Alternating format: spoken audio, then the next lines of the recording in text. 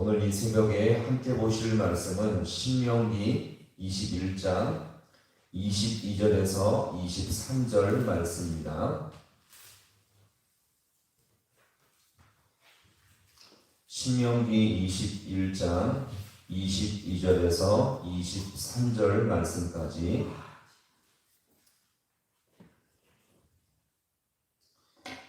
자, 우리 말씀을 함께 두 절 말씀을 같이 함께 합독하겠습니다.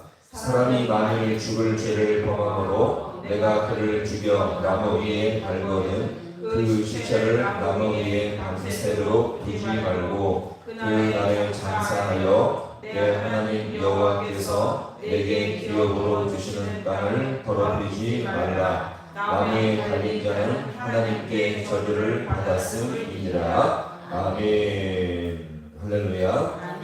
오늘 이 새벽도 말씀과 동행하시고 주님을 깊이 붙들 수 있는 이 복되게 들어가 줄 수 있기를 간절히 소망합니다.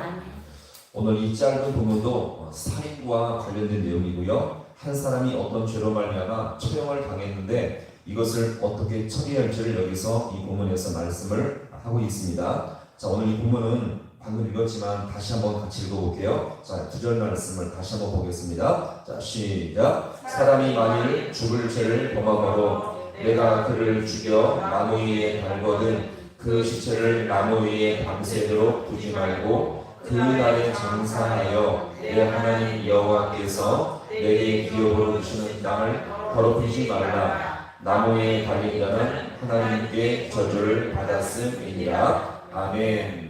자, 이 죄가 어떤 죄인지 모르겠지만 이 죽을 죄를 보면서 자, 어디에서 죽었다고요? 나무 위에 달기에서 죽겠는데 이것은 그가 심각하고 무거운 죄를 지었다는 것을 보여줍니다. 자, 그러면 이렇게 죄를 지어 죽었을지라도 자, 23절에 보니까 이 시체를 나무 위에 밤새도록 두지 말고 어떻게 하라고요?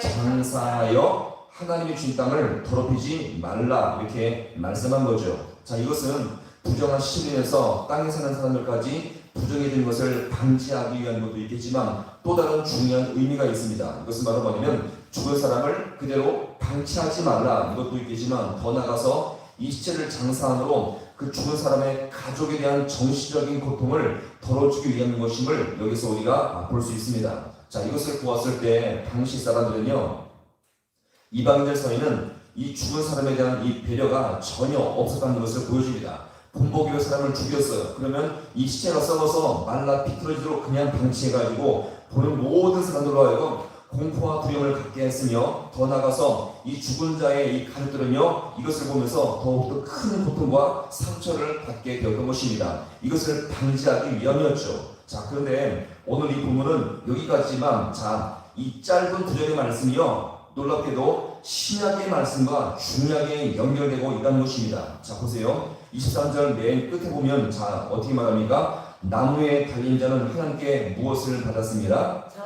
저주를 받았음이니라. 자, 이것은 바로 뭐냐면 하나님이 주신 율법의 내용은요 나무에 달린 자는 무엇을 받았다? 저주를 받았다 이것을 알려주고 있죠. 따라서 사람들이 어떤 죄를 짓든지 그 사람이 나무에 달려 죽은 것을 볼 때마다 사람들은 어떤 생각을 해요? 저 사람은 분명 어떤 죄? 심각한 죄를 지어서 하나님께 무엇을 받았다? 저주를 받다는 것을 보면서 생각을 하게 되었던 것입니다. 따라서 이 시체가 방치되면 그 땅으로 더럽혀지기 때문에 해가 지기 전에 빨리 그를 장사해야겠다는 것을 생각하게 된 것이죠. 자, 그런데 잘 보세요. 신약에서 이 본문의 사건이 그대로 발생한 사건이 이어집니다. 그것은 바로 뭐냐?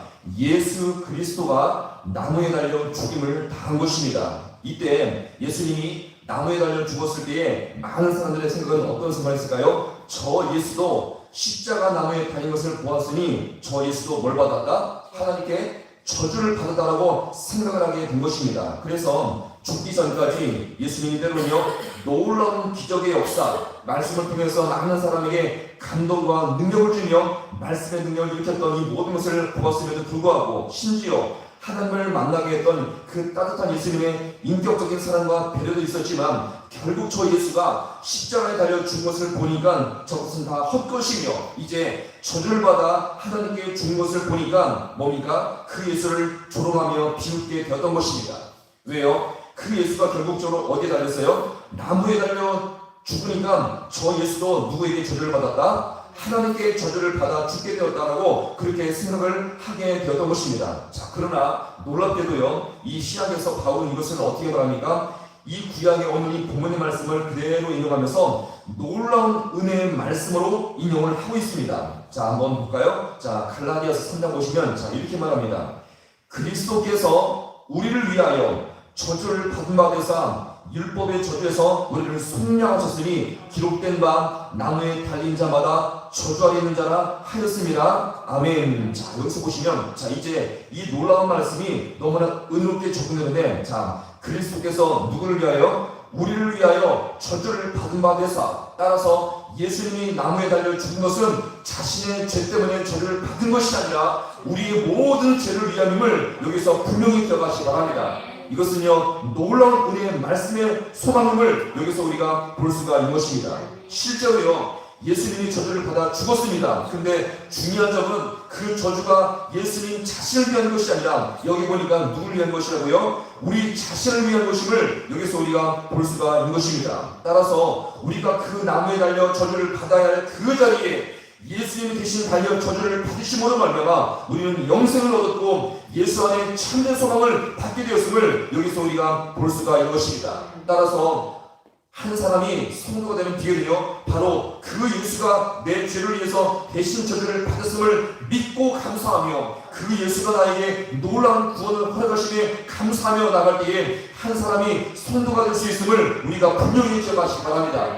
따라서 우리는 이 땅을 살아갈 때에 교회를 다니던 직분을 받던 그것이 중요한 것이 아니라 그 직분 자체가 우리에게 신앙을 주는 것이 아니라 그 예수가 나를 위해서 대신 위해서 저주를 받았으며 그 예수가 나에게 참된 구원을 알게 하며 그 예수님 나를 하나님 아버지를 만나게 하심을 내가 이것을 믿고 의지하며 나갈 때에 참된 성도가 될 수 있음을 우리가 분명히 기억하시고요, 그 예수가 나에게 참된 소망과 구원의 능력 되심을 믿고 살아갈 수 있기를 간절히 소망합니다. 이 땅을 살아갈 때에 어떤 어려움과 우리가 낙심이 있을지라도 그 예수가 나에게 구원자 되시며 그 예수가 나에게 소망 되심을 믿고 나갈 때에 그 예수님 나에게 모든 것을 부어주심으로 말미암아 능히 모든 시험에서 이길 줄로 믿으시기 바랍니다.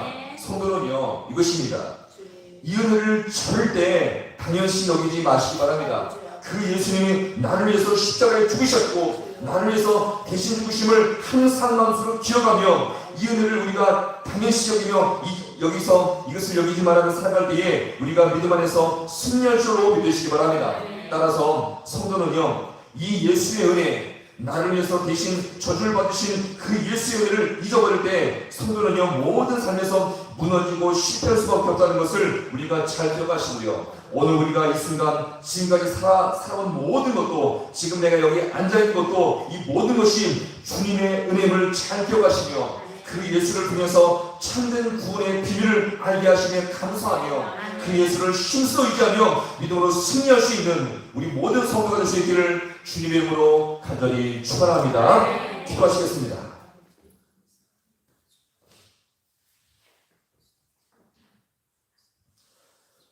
하나님 아버지, 참으로 고맙고 감사를 드립니다. 이 저주의 말씀인 나무에 달린 자마다 하나님께 저주를 받았습니다. 많은 사람이 나무에 달린 그 모습을 볼 때마다 아무리 어려웠고 능력의 말씀이 있어서 아버지여 그 나무에 달렸으므로 저 사람은 저주를 받았다는 것을 모든 사람이 이렇게 한번 생각을 해왔사온데, 우리 예수님께서도 이 땅 가운데 사실 때에 하나님의 말씀과 거룩한 능력으로 많은 사람을 살리고 치료했지만 나무에 달렸을 때에 모든 사람이 오해하며 저자도 아버지여 주님께 저주를 받았다고 생각하였지만 오늘 이 말씀을 듣고 보니 하나님, 그것이 나를 위한 것이며 우리의 죄를 위한 것임을 이 시간 다시 한번 확인하며 아버지 하나님, 그 은혜가 있었기에 내가 살았으며 하나님 아버지를 만나게 하심을 너무나 아버지여 감사합니다. 우리가 이 평생 아버지를 살아갈 때에 매 순간순간마다 이 귀한 은혜가 나를 위한 것임을 아버지 항상 기억하게 주여 인도하여 주시옵시고, 이 귀한 은혜를 우리가 절대 당연시 여기지 않게 주님께서 역사하여 주시오며 아버지, 이것이 나에게 귀한 아버지여 놀라우신 주님의 은혜요 엄청난 복음의 메시지인 것을 믿고 살아갈 수 있는 우리 모든 주의 성도들 되게 하여 주시옵소서. 삶의 무게와 아버지 어려움이 있을 때마다 이 귀하신 아버지여 구원의 은혜와 복음의 메시지가 우리 가슴 가운데 기억하게 하시며 아버지 깨달아지게 해주기 위해서 인도하여 주셔서 이 말씀을 통해서 더욱더 모든 아버지여 어려움과 역경을 이길 수 있는 이 모든 주의 성도들 될 수 있도록 주님께서 함께하여 주시옵소서. 모든 것 주님 앞에 간절히 바라고 나오며 예수님의 이름으로 기도하옵나이다. 아멘.